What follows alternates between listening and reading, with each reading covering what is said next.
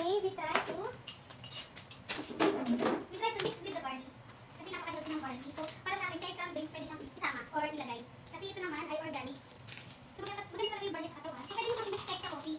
So, let's try the barley.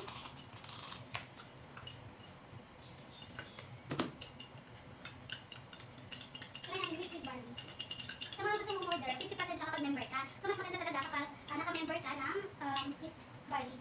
100% organic, original from Australia. So, I am distributor dito sa Bunay. So, marami kayong nag-order, kaya every 3 months talaga nagpapasipin ako. So, you see guys, ayan, meron na tayong iced Thai tea. So, mix lang natin with the barley. Kasi ito ay natin ng barley. So, ito, tagay natin.